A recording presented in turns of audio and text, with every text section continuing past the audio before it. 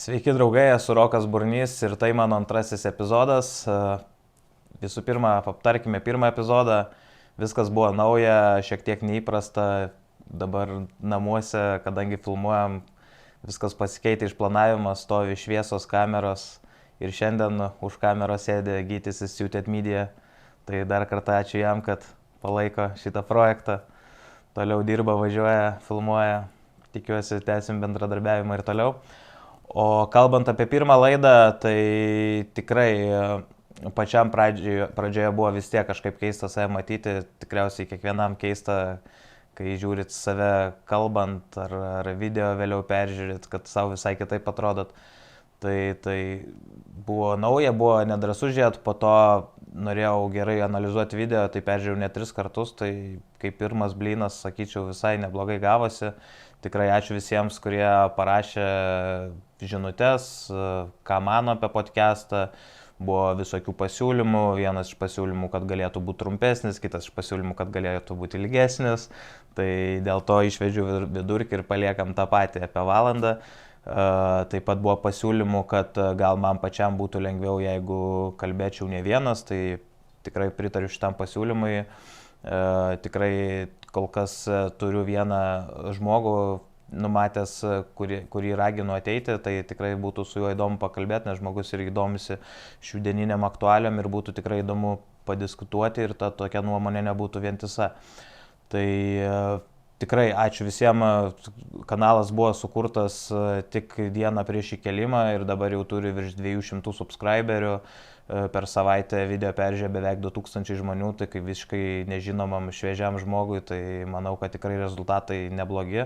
Ir tikrai mane tai skatina judėti į priekį ir kol kanalas tobulės, kol peržiūrų daugės, kol jūs žiūrėsit, tol tikrai aš nenustosiu, darysiu ir kartu apžvelgsime ir analizuosime svarbiausius šių dienų įvykius. Tai ilgai gal netempia ir pradėkime nuo pirmos temos. Su savo Contribui rėmėjais jau diskutavau, kad šią temą nekalbėsiu. Tuo pačiu galiu priminti, kad tikrai gali tapti Contribui rėmėjais. Contribui rėmėjai turi privalumų. Jie mato Instagram Close Friends stories, kuriuose dažniau dalinuosi įvairiom temom. Taip pat video šiek tiek anksčiau pamato išėjusi. Tiesiog aš esu jiem labai dėkingas, kad jie remia šitą veiklą, nes tikrai įdedu darbo ir tai nėra tik laisvalaikis, kažkiek tai yra ir darbas. Tai tiek apie įžangą ir dabar pradėkime apie svarbiausias aktualijas, apie kurias norėčiau pakalbėti. Kaip ir sakiau, pradžiai nenorėjau šitą temą kalbėti, vis tiek temos yra jautriausios, kurios veikia žmonių psichologijas labiausiai, tai yra apie mažus vaikus, apie gyvūnus ir istorijos Lietuvoje apie šitomis temomis, jeigu kažkas atsitinka, jeigu nukenčia vaikas, tampa rezonansiniam. Visuomeniai labai įdomu ir šią savaitę pati skaitomiausia naujiena kiekvienam portale, taip pat žiūrimiausias video internetuose buvo apie tai, kaip vaikų teisės išplėšia iš motinos rankų vaiką, vaikas verkia, motina verkia, priešinasi, vaikas nenori, kad jis būtų atskirtas nuo mamos. Pareigūnai irgi dirbo tam video tikrai nelabai gražiai. Tai panalizuokime šitą video, šitą situaciją, nes kol kas didžiąją dalį laiko tas video buvo vertinamas vienareikšmiškai, kad iš motinos mylinčios atimamas vaikas, kad užsiundyti vaikų teisų specialistai ir pilnas internetas buvo palaikymo motinai, bet dažniausiai tokiose situacijose visi reaguoja greitai ir negali žinoti tiksliai kaip yra, tiesiog mato vaizdą ir pagal jį vertina visą situaciją. Tai jeigu yra kaip Titanic'e, jeigu buvo didžiulis ledkalnis, pataikė tik jo viršūnę, tai mes matom tik tą viršūnę, kuri išlindus, o dar po apačiai yra didžiulis ledkalnis. Iš tikrųjų, šią situaciją labiausiai analizavo tai L-Rytas žurnalistė Rasa Karmazaitė, tai kam įdomu, galit pasidomėti jos visą teikiamą informaciją, ji ją viešina savo Facebook paskyroje, tai dar kartą Rasa Karmazaitė. Ir ši žurnalistė šią istoriją žino nuo 2022 metų, kai kreipėsi ta pati mama į ją su įvairiais prašymais paviešinti vaiko duomenis, kalbėti apie tėvo smurtą, seksualinį smurtą, ne kartą skambindama jai minėjo žodį pedofilija, klanas ir panašiai. Ir Rasa, žurnalistė, pradėjo domėtis šitą visą situaciją, kreipėsi tarnybas, dėl to gavo ir paskaityti dokumentus, dėl to aš kažkaip pasitikiu, nes tai vis tiek yra didelis žurnalistinis portalas, L-rytas, ir tikrai nemanau, kad rašytų vėjus ir teiktų netikrą informaciją. Tai ten pateikiama informacija tokia, jog buvo vaikas nuo 2018 metais įvyko tėvų skyrybos ir vaikas gyveno su mama, tėtis tam neprieštaravo, tėtis mokėjo alimentus, dar ir daugiau pinigų davė, negu reikėjo jam alimentų mokėti, bet ir kažkurį laiką mama leidos matyti su tėvu, bet po to norėjo visiškai apriboti nuo bendravimo su tėvu vaiko ir jinai pradėjo kviesti nuolat pareigūnus į tėvo namus, pareigūnai vis atvažiuodavo, rasdavo ramiai besilsinčią šeimą, naująją jau jos buvusio vyro. Vaikas irgi būdavo ramus, nieko neskūsdavo, tai ne vienas buvo toks netikslingas iškvietimas ir toliau mama norėjo įrodinėti savo, kad kažkas vaikui yra daroma, įtaka, nuvedė ją pas psichologus, vaikų teisų specialistus, kurie turėjo įvertinti šitą situaciją ir išsiaiškinti, ar taip yra, ar taip nėra. Ir ką pasakė specialistam vaikas, kad tiesiog mama jam trenkė. Ta mama, kur jūs matote video, jam trenkė, specialistai įsikvietė mamą, mama pripažino, kad jam trenkė, bet norėjo sudrausminti dėl kažko. Prieš mamą irgi buvo iškelta baudžiamoji byla, ikiteisminis tyrimas, tai, sakau, situacija nėra tokia vienpusiška, kaip atrodo. Vėliau paaiškėjo, kad jau teismas jau priteisė mamai mokėti, kad mama mokėtų alimentus. Man susidarė nuomonė, kad ne tik dėl vaiko ta buvo kova, bet ir dėl pinigų, dėl išlaikymo ir panašiai. Tai čia dar vienas įrodymas, kad nereikia iš karto daryti išvadų. Tokios istorijos tikrai turi gilias potekstes ir reikia labai jas išanalizuoti.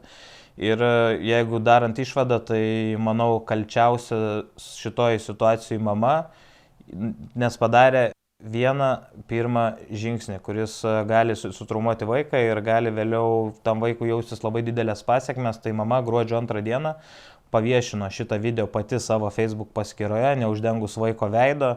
Dėl to tas video tai pradėjo plisti su vaiko veidu. Įsivaizduokit, vaikui vėliau reikia eiti ir mokyklą, jie ten atpažįsta, gauna visokių replikų ir tikrai gali visam gyvenimui likti pasiekmes.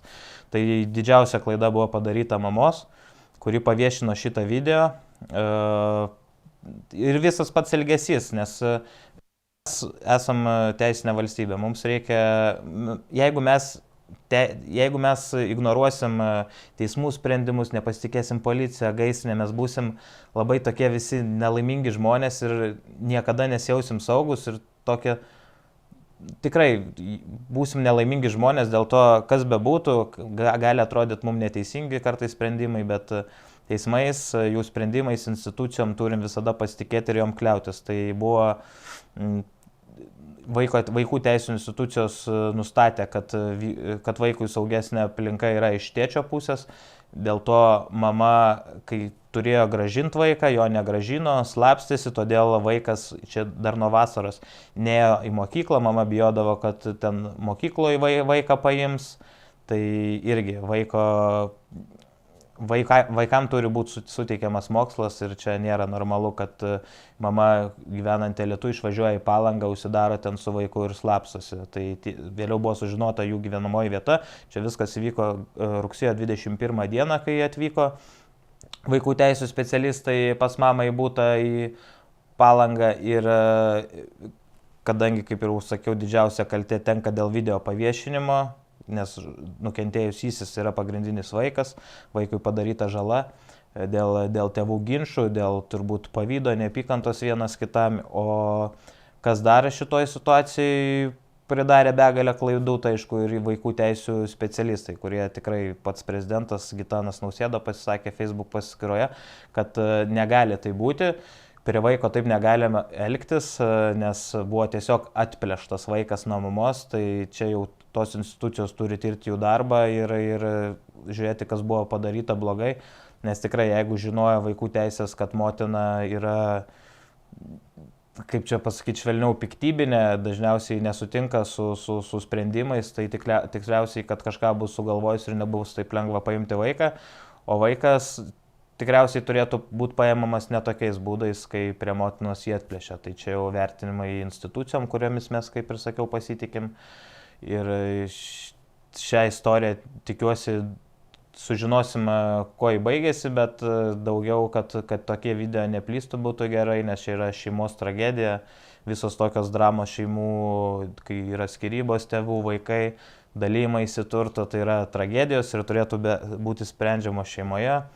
Tas pats galim nukrypti nuo temos Sigel Sodaičio istorija, tai čia iš vis lieku prie nuomonės, kad čia yra tiesiog serialas kažkoks, nes dabar pažiūrėkit, jeigu prisiminkit, nuo ko prasidėjo šitą istoriją, buvo apkaltintas vyras smurtu, kas yra vienas, manau, kad tokių žiauriausių dalykų, ką gali patirti moteris, nes sutraumuojama ne tik fiziškai būna dažniausiai, bet ir psichologiškai vėliau ir vyrais nepasitik ir tiesiog nesijaučia saugi. Tai viskas prasidėjo, kai vyras buvo apkaltintas smurtu.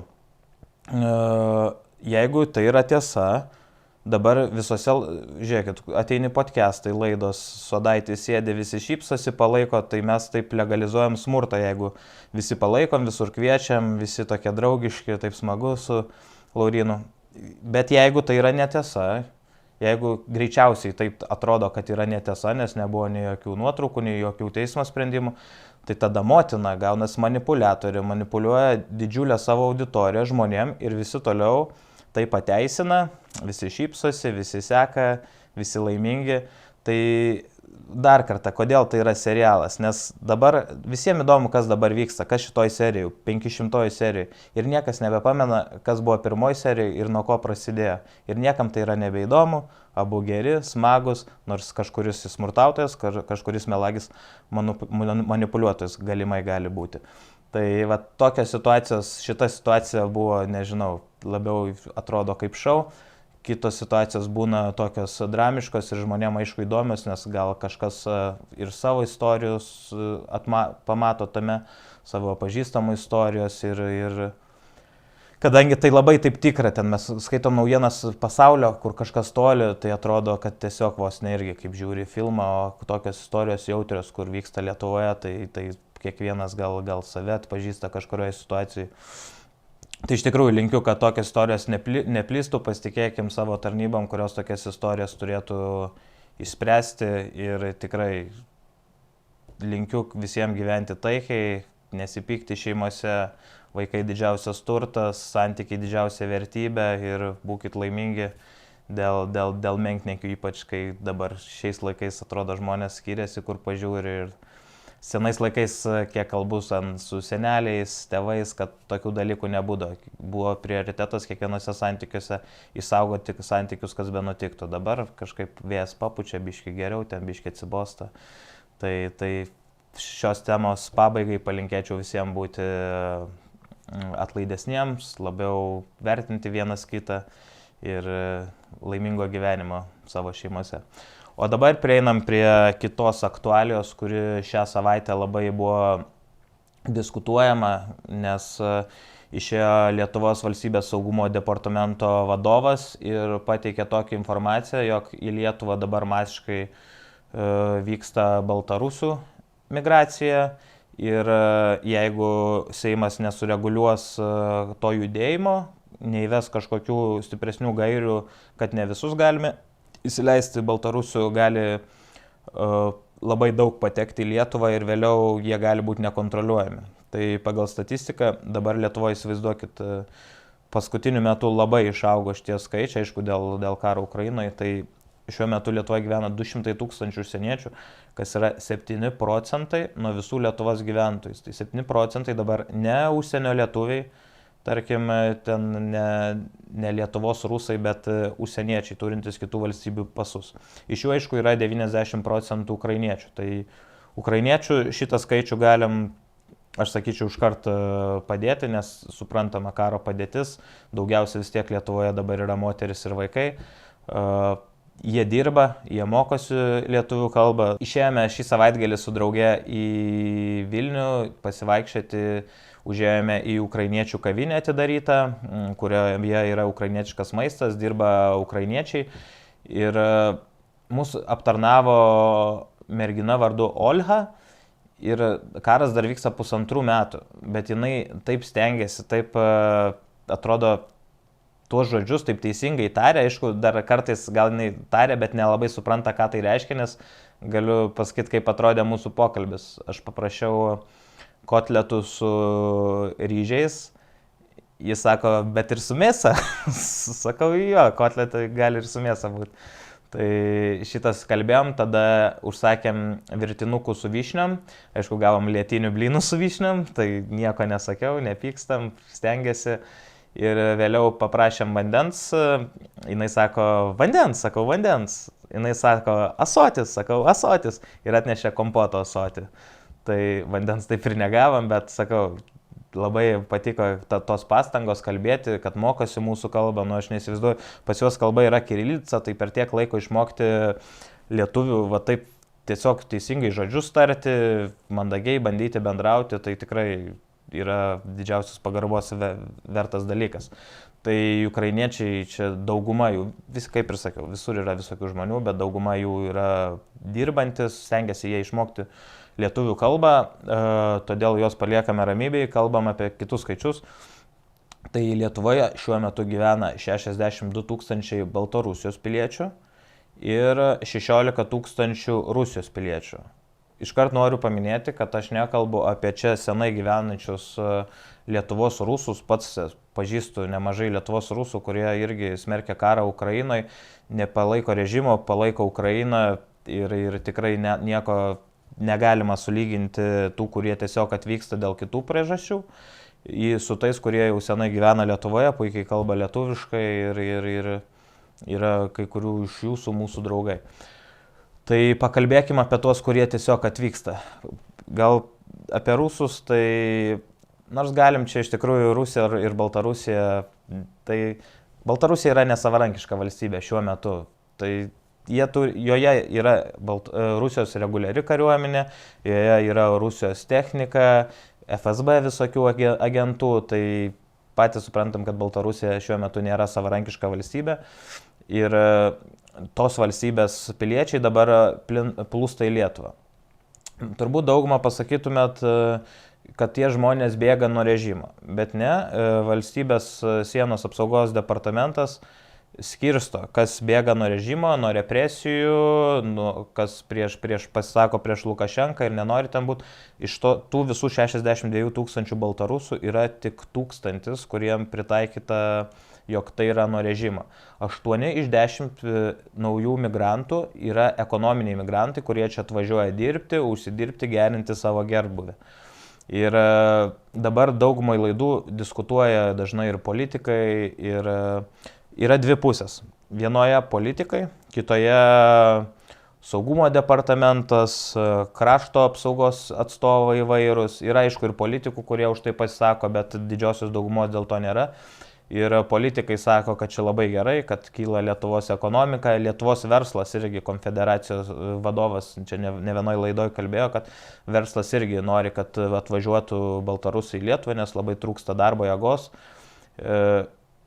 O kita pusė sako, jog tai yra labai pavojinga, nes taip galima prisileisti ir žalių žmogeliukų, kurie einant laikui verbuos ir kitus gyventojus, gali vėliau kilti visokių neramumų, protestų, priešinti žmonės ir panašiai. Tai labai daug diskutuoja šitos pusės ir net kyla klausimas, ką mums reiktų rinktis, ar Lietuvos valstybės saugumą, ar ekonomiką. Tai man dar keista, kaip Seimo nariai gali kalbėti, jog reikia be ekonomikos mes neįsigystume ginklų, kurie mums padėtų nelaimės atveju. Tai čia absoliučiai yra nesąmonė, nežinau, ar jie tokie naivūs yra, nes tiesiog čia yra Lietuvos valstybės egzistencinis klausimas.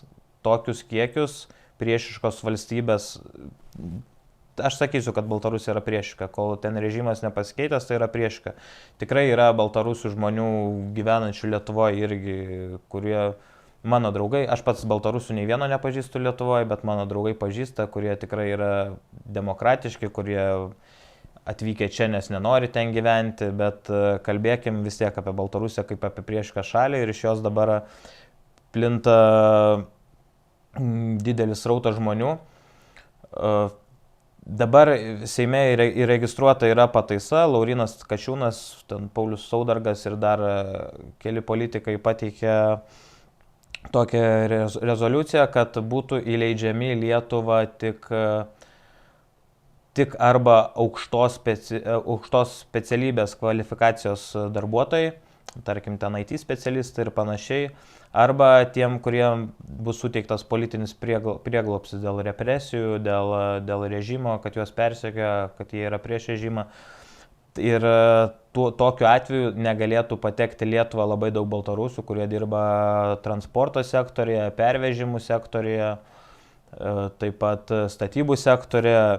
Tai čia kilo dėl to labai didelis verslo nepasitenkinimas, kadangi jie argumentuoja, kad Lietuvoje labai didelis nedarbo lygis, kad trūksta darbo jėgos. Tai čia aš manau, kad tiesiog valstybė dėl to nesudirba, nes aš pats, kadangi visą vasarą ir didžiąją dalį rudens ir pavasarą leidžiu ūkyje, kaime, ten irgi ieškau darbuotojų, samdau, tai ten darbuotojų, ką veikia socialiniai darbuotojai, aš nežinau, bet ten yra pilna darbo jėgos, kuriuos sutvarkius, parodžius kaip galima, suteikus kažkokią išsilavinimą, specialybę, galima turėti čia Lietuvoje pilną darbo jėgos, kelti Lietuvos ekonomiką, tuos žmonės, tuo labiau jų šeimas pakelti iš didesnio skurdo, tai čia reiktų susikoncentruoti savo žmonės, o ne džiaugtis, kad pas mus atvažiuoja baltarusai, tadžikai, kirgizai, armėnai ir dar visokių kitų valstybių žmonės, kurie čia tiesiog atvažiuoja užsidirbti, tos pinigus įsivežti vėliau iš mūsų šalies. Tai čia, manau, yra padaroma klaidų. O jeigu kalbam jau apie saugumo situaciją, tai aš manau, kad būtina priimti šitą įstatymą, būtina sustabdyti tą migraciją, nes vėliau pats saugumo vadas pasakė, kad gali situacija tapti jau jiem nebekontroliuojama. Verslo konfederacijos prezidentas tiesiog tokius argumentus beria, kaip Lietuvos tas transporto vežėjų sritis, viso Lietuvos BVP sudaro 10%, dėl to, kai neleisime, jeigu atvažiuoti Lietuvą visokiem vairuotojam krovininių automobilių, tai prarasime didelę dalį pinigų, bet nežinau kaip jums, aš geriau valgysiu duoną be sviesto, bet šalis bus saugi, šalis bus jausios čia kaip namuose, nes tikrai išeinu dabar būna į Vilnių pasivaikščiot, mėgstam per centrą pasivaikščiot ir aplink nuolat kalba rusiškai. Man tas yra dar labai didelė problema. Ukrainiečiai čia atvažiavę, aš jaučiu, kad jie mokosi rusiškai kalbą. Atvažiavę baltarusai, jie net nebando kalbėti lietuviškai, jie nebando mokytis lietuviškai, jie kalba rusų kalba, jie nesupranta, kad rusų kalba čia ir rusų kalba Baltarusijoje turi kažkokias skirtingas potekstes. Aš asmeniškai nuvažiuoju bet kokią šalį, kad ir pirmą kartą ten būnu, kad ir trumpai ten būnu, aš išmokstu pagrindinius žodžius. Ačiū, labas, viso gero, ten tiesiog olia, čiao, bet kur, Lenkijai, Dzenkuja, sakai, Latvijai, Paldės, labdien. Čia yra taip elementaru, kiekvienas 3 žodžius gali patys išmokti savo vaikus. Kiek aš esu matęs ar mieste išėjęs, baltarusiai niekur, nei ačiū lietuviškai pasakys, nei kokio kito. Kalba tą savo rusų kalbą, lyg tai visi turėtume čia kalbėti rusiškai. Tikrai nenoriu priešinti čia kažkaip tautų, bet jeigu tu toj šaly gyveni, jį tave priglaudžia, tai tu kažkaip gerbk jos žmonės, gerbk jos kultūrą ir tikrai tave priims, nes tikrai yra žmonių iš kitų šalių, kurios priima, kurie čia socializuojasi. Dar vienas yra dalykas, kad jeigu 5 metus dabar tie gavę laikinus leidimus rusai, baltarusai pragyvena, jie čia gali leisti šaknis, po 5 metų jie turi teisę gauti Lietuvos pilietybę, tai įsivaizduokit, gali dalyvauti Lietuvos rinkimuose, rinkti savo valdžią, rinkti prezidentą ir panašiai. Tai tokį dalyką, mano manimu, reikia stabdyti.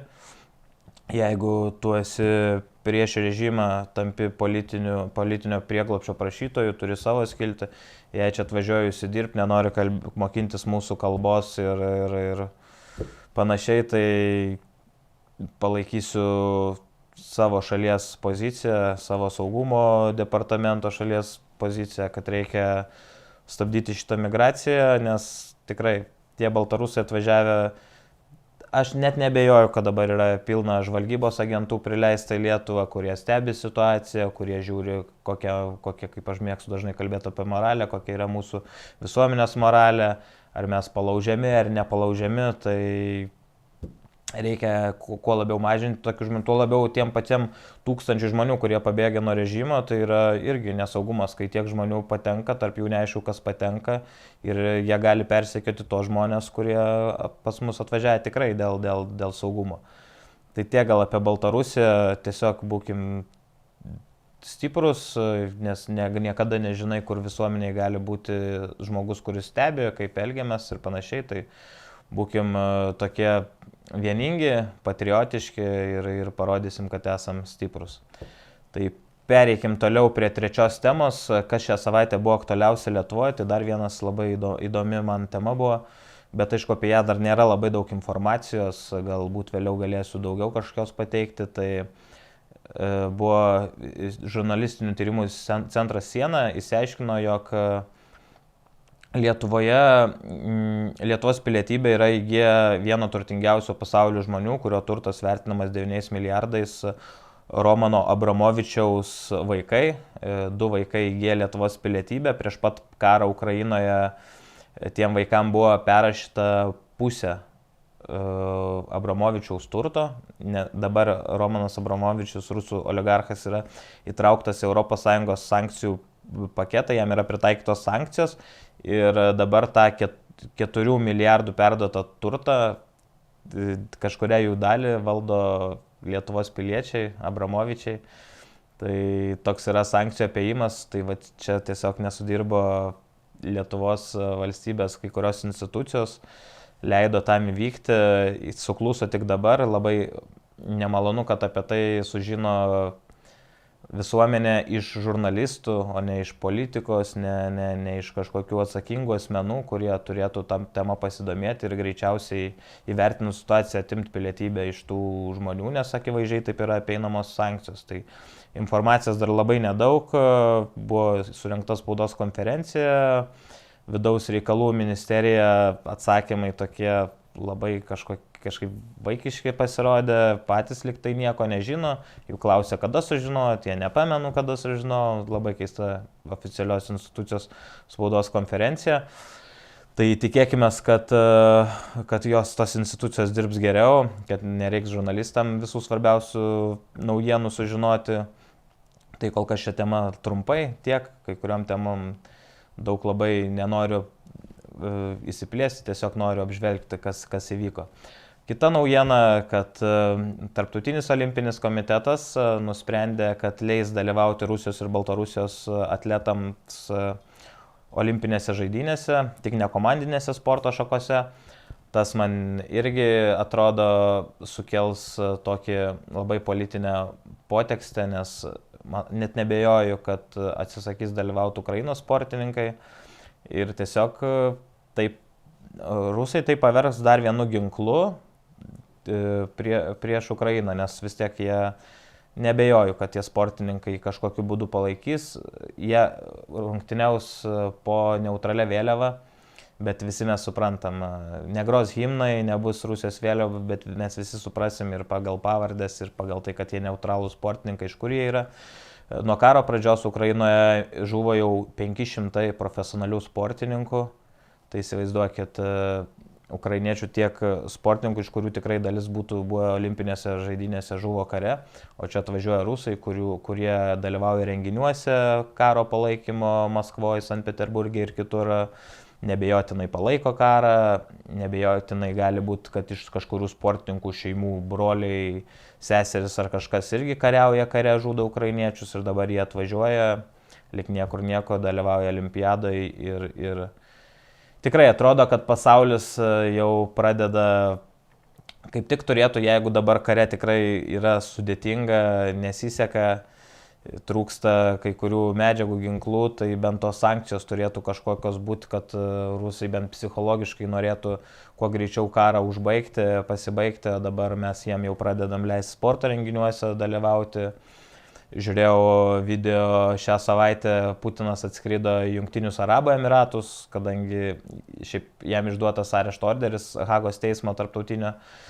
Bet po tokia šalis kaip Jungtiniai Arabų Emiratai jie gali keliauti, tai žiūrėjau pasitikimą Putino, tai tiesiog naikintuvai skraidė iš savo dūmų, darė Rusijos vėliavas, ten su kupranugariai, su vaišėm pasitiko kaip carų carą. Tai tokius vaizdus matant, pasaulis atrodo vis mažiau ir mažiau izoliuojasi nuo Rusijos, po biškį vėl atlaisvės tos visos sankcijos ir nežinau, labai prastas toks prieskonis man darosi šitos visos situacijos, kad visi taip anksti pasiduoda. Aišku, labai sudėtingi šie metai bus visame pasaulyje. Pirmą kartą taip sutapo, kad tiek daug valstybių vyks prezidentų Seimo rinkimai būtent 24 metais. Amerikos, Lietuvos, Rusijos, Ukrainos, kitų ES šalių. Ir dabar labai prasidėjo, kaip ir tos paramos Ukrainai, prasidėjo politikos žaidimų, nes kai kurios visuomenės jau pavargo nuo karo, ypač kai tai ne pas juos vyksta, ir atėjusios naujos politinės jėgos nešant tokias idėjas, kad mes būsime prieš paramą, savo žmonėms skirsim, ne kitur. Ir gali šiemet labai daug ateiti tokių politinių jėgų, tokių destruktyvių, nedemokratiškų, aš taip manau, iš tikrųjų.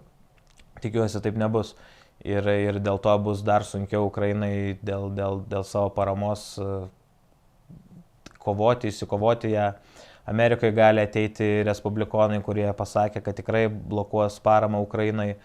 Taip pat pati Amerika dabar labai Bidenas kalba kalbas, kad reikia remti, nes jeigu dabar mes nustosime remti Ukrainą, prarasime visame pasaulyje prestižą ir nieks nebepasitikės Ameriką, kad jinai gali palikti likimo valiai vieną dieną. Tai šitam tikrai labai pritariu, jeigu Amerika nustotų remti Ukrainą, tai tikrai mano irgi pasitikėjimas jie kristų, kad jeigu mums reikėtų pagalbos ar tada Amerika padėtų, tai tikiuosi, kad nesustos ta parama, kad bus protingi politikai Amerikos ir viskas tęsis toliau. Tai Dar šią savaitę stebėjau interviu, buvo Amerikos atstovė NATO, lietuvė žurnalistė ją kalbino, tai irgi paminėjo, kad nori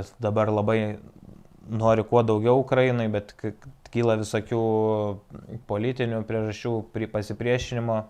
Kalbėjo apie tai, jog irgi mano, kad Rusija yra dabar labai nusilpus, kad tas atsistatymas gali būti netgi po 14 metų tik tai karinės visos galios Rusijos, bet NATO turi jau dabar ruoštis kiekvieną minutę dirbti tik ant to, kad stiprėtų ir kad būtų absoliučiai atgrasantis aljansas. Kokią temą dar norėčiau pakalbėti, tai vyksta dabar Lietuvoje, kas nežinote, gruodžio mėnesį būna priimamas Lietuvos ateinančių metų biudžetas, tai irgi visokių dabar vidinių kovų yra tarp politikų, tarp partijų. Štai Seime šią savaitę buvo svarstomas mokytojų atlyginimų klausimas, jiems buvo pažadėta daug didesnė dalim, kad kils atlyginimai. Mokytojai susirinko į patį posėdį su plakatais, stovėjo 150 mokytojų aplink Seimo narius antram aukšte balkone. Ir Seimo nariai, tai jiems spaudimo tokio nepadarė, diskutavo ir neįgyvendino mokytojų lūkesčio, dėl to mokytojai išėjo iš tos salės, skandavo gėdą, bet sakau, tikrai man patinka, kaip protestuoja kiekviena kažkokia profsąjunga atstovaujanti tam tikrą sritį, protestuoja už savo teises. Aš ne visada galbūt išmanau, ar kas yra teisinga, kaip turėtų būti. Čia labai sunkus klausimas, nes tai yra Lietuvos biudžeto klausimai. turbūt reikia, visi nori ir aš manau, kad visur reikia, gaisrininkams, policininkams, mokytojams, kariuomeniai lygiai tas pats. Tai šitas klausimas sudėtingas, bet man patinka, kai žmonės kovoja už savo teises, būrėsi, nes tai yra demokratiškas visuomenės pavyzdys. Taip pat svarstomas ir kariuomenės biudžetas. Kariuomenės biudžetas kitais metais jau kils 2,75% nuo BVP ir norima dar toliau kilti iki 3,5% dar sekančiais metais. Tai aš tikrai sveikinu, kaip ir visada aš pats žmogus iš tos srities, tai visada palaikysiu krašto gynybą, nes tai yra pagrindinė sritis, kur yra svarbiausia. Be jos galim net nekalbėti apie jokias ekonomikas, apie nieką, nes gali valstybės be šitos sferos nelikti. Tai sakyčiau, šitoj srity turim tobulėti ir dėl to kalba dar Seimo nariai dėl kariuomenės mokesčio. Kariuomenės mokestis yra įvestas tik 2 NATO šalyse, tai tik Estijoje ir Kipre. Kipre nuo kiekvieno mokesčio yra kažkuri tam tikra mažytė dalis, kuri eina į kariuomenės biudžetą, o Estai 2% padidino PVM mokestį ir tie 2% eina kariuomeniai. Ir dabar Lietuvoje vyksta labai daug svarstymų, kokį Lietuvoje mokestį įvesti. Tai vienas pasiūlymas yra padidinti pelno mokestį nuo 15% iki 20%.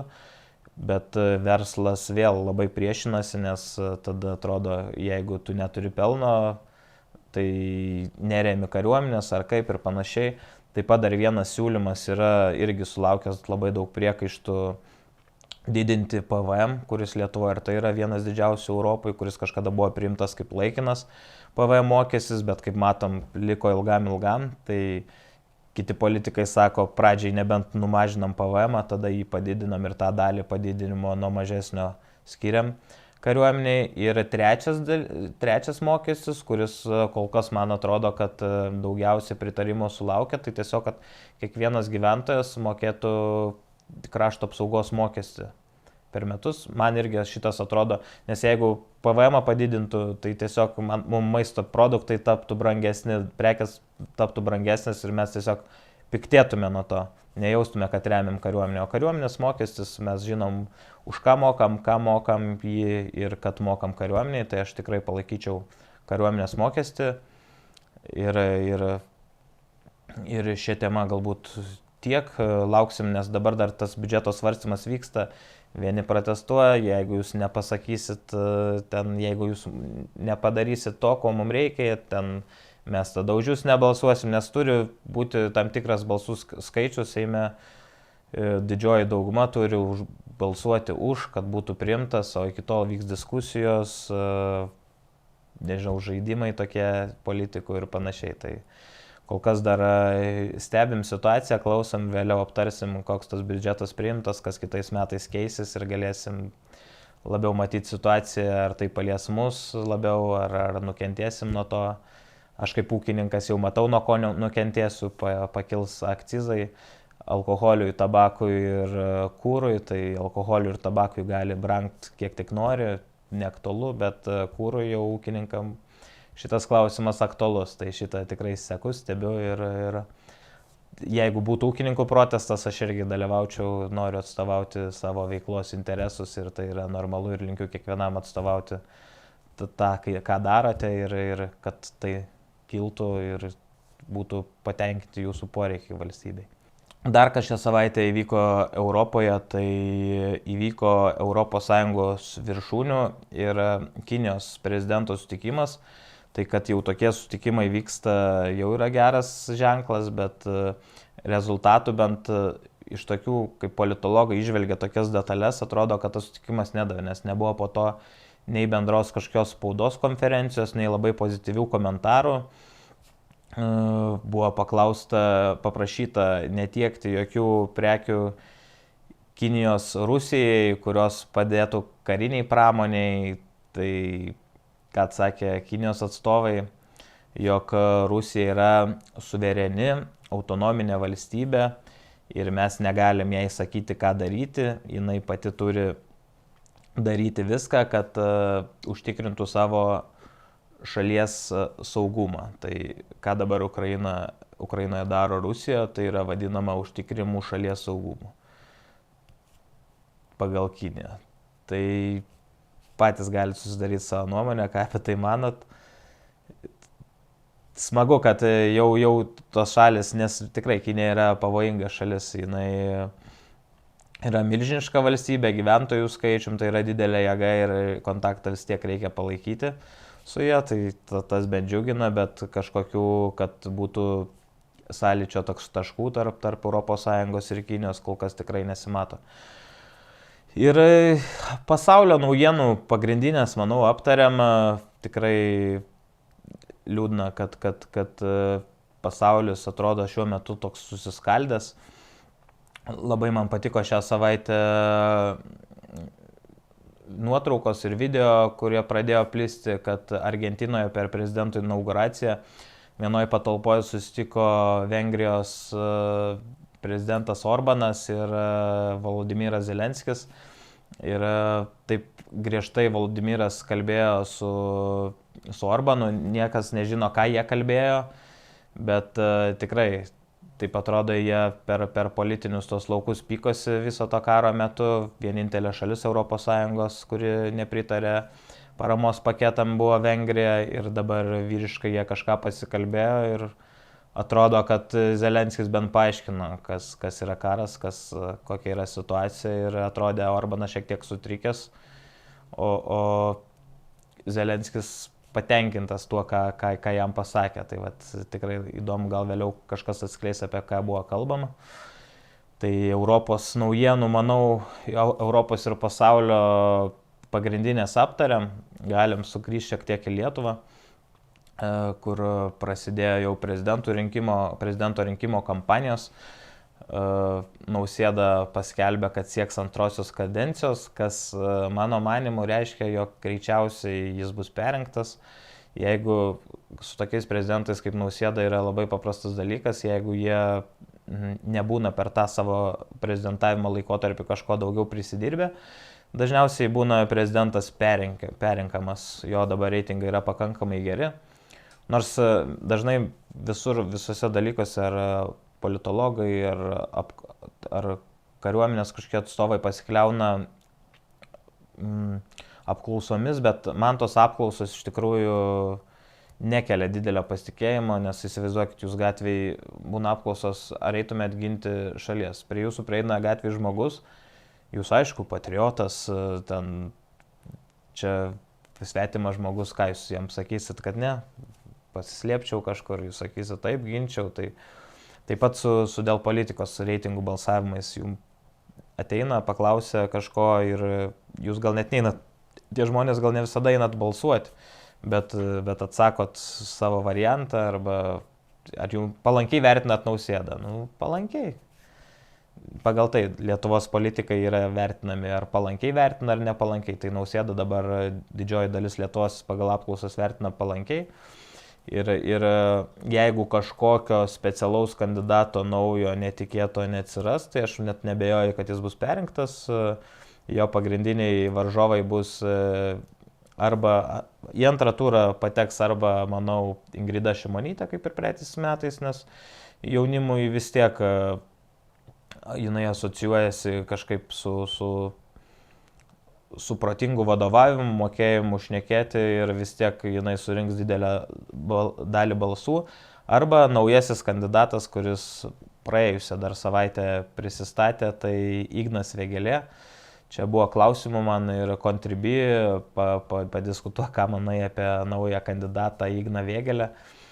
Tai kaip ir sakau, manau, kad jis gali būti antrame ture, kovoti prieš Gitaną Nausėdą, priklausys ar neišlys jokių dar detalių, kokių nors naujų informacijų. Čia, aišku, didelis laiko tarpas, apie tą patį dabartinį prezidentą gali ir kokių nors išlysti, nors aš matau tikrai nemažai tokių linijų, kur jis nesilaiko kažkokios vienos linijos, būna tai geras vienai pusiai visuomenės, tai geras kitai, tai jis palaiko kažkokį rezonansinį dalyką, tai jis vėl kitoj pusėje, tai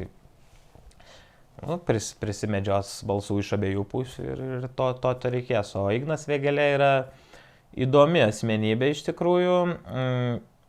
Aš nenoriu kažkaip būti politiškas, toks sakyti, ką aš palaikau, ko nepalaikau. Bandysiu apie kiekvieną kandidatą kritiškai pasisakyti.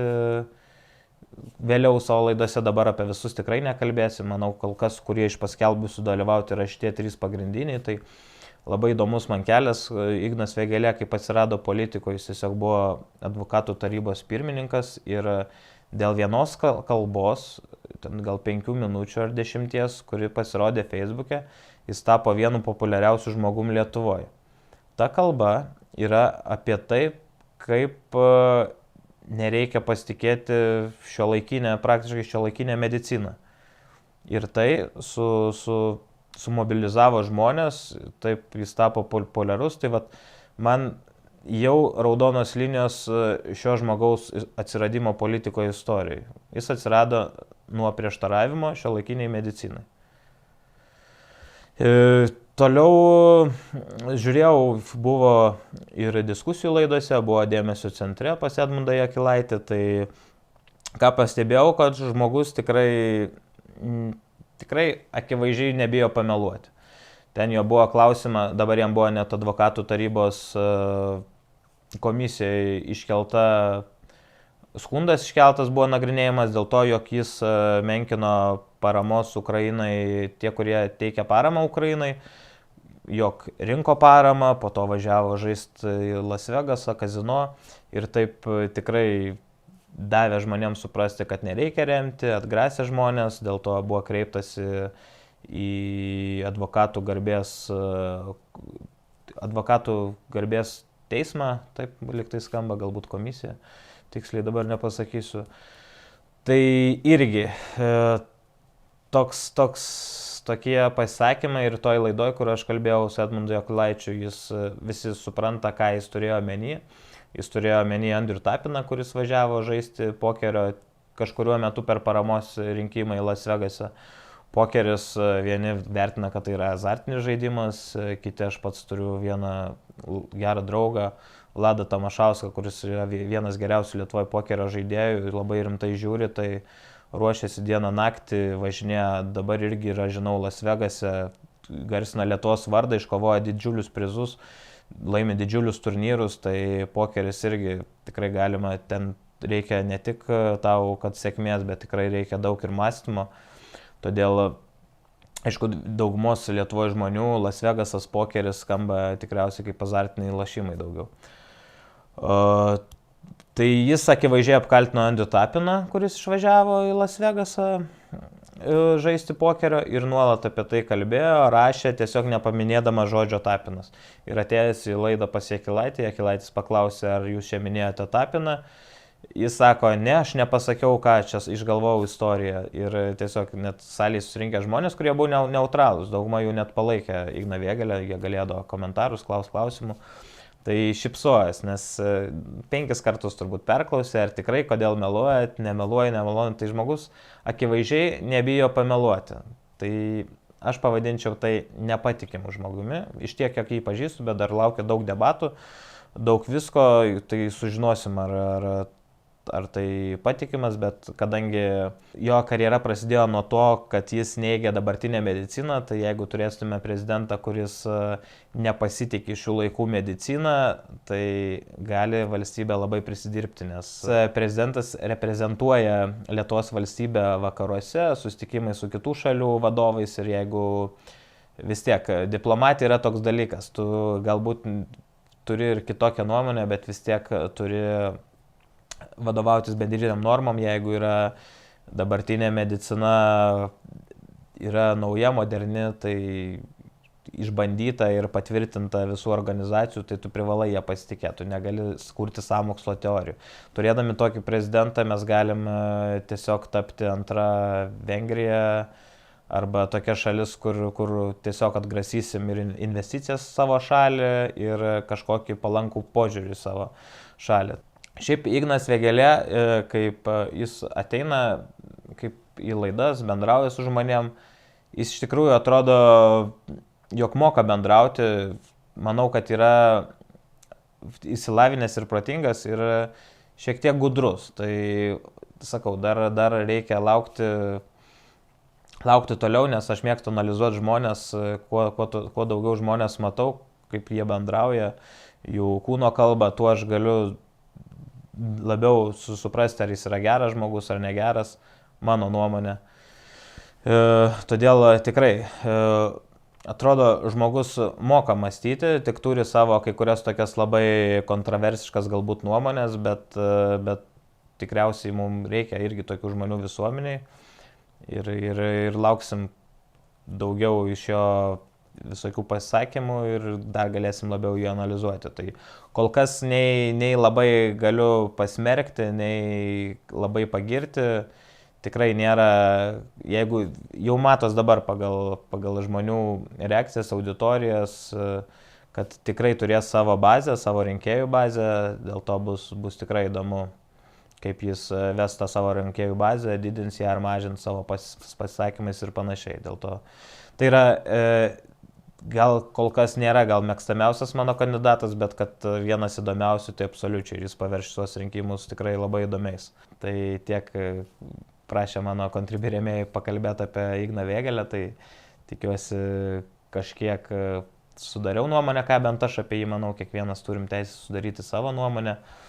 O toliau lauksim kandidatų, lauksim galbūt įdomių žmonių, ateis naujų, apie kuriuos padiskutuosim. Dar aišku savo nuomonę, ką rinksim, turėti labai dar anksti, bet lauksim, kad būtų kuo daugiau kandidatų, kuo daugiau įdomių debatų, diskusijų ir kad nebūtų liūdna Lietuvoje gyventi, nes dažniausiai prieš tokius rinkimus, kai būna daug visokių laidų, diskusijų, tikrai būna įdomu, būna visokių žaidimėlių apie kokį nors kandidatą, kas nors paaiškėja, kad tą yra padaręs praeitį ar kažką, tai tikrai laukiu šito laikotarpio, bus apie ką pakalbėti. O šiandien tikriausiai apie aktualijas tiek, kažkiek apžvelgiau, kiek įvyko šią savaitę Lietuvoje ir pasaulyje. Manau, kad tai buvo svarbiausios naujienos, gal kitą kartą pakalbėsim ir apie paprastesnės, kasdieninės naujienas kažkokias, bet šitos tikrai buvo aktualiausios, skaitomiausios, todėl kažkiek aptariam, panalizavom ir manau, kiekvienas po šitos laidos galim susidaryti apie šias aktualijas savo nuomonę, turėti suvokimą ir apie jas galima bus padiskutuoti su savo draugais ar per šventes artimųjų rate. O aš dar kartą noriu padėkoti visiems, kad žiūrit, jeigu iki dabar žiūrėjot, klausot manęs, tai esu super dėkingas. Labai noriu paprašyti nenustoti subscribinti manęs YouTube, nes kaip kuo daugiau subscriberių, tuo daugiau žmonių pamato. Kaip ir sakiau, norisi, kad kanalas kiltų, norisi tobulėti ir tik su jūsų pagalba galiu tai padaryti. Taip pat noriu paprašyti, kad pakomentuotumėt, nebūtinai man rašytumėt žinutės, pakomentuotumėt po šio video YouTube, taip pat parašytumėt savo nuomonę, galbūt aš jūsų nuomonę kažkur klydau, aš jums atsakysiu, galėtume padiskutuoti. Tikrai nebijokit rašyti, jeigu ir kažką negatyvaus manot, man visa ta jūsų informacija, tie duodami komentarai labai įdomus ir tikrai visus perskaitysiu.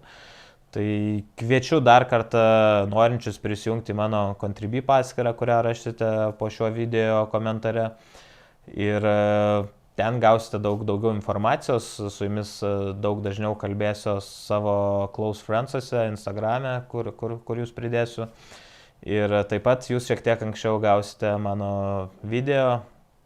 Tai tiek šiandienai ir jau susitiksime po savaitės ir galbūt jau būsiu ne vienas. Pažiūrėsim, kaip viskas klostysis šią savaitę. Ačiū ir sėkmės.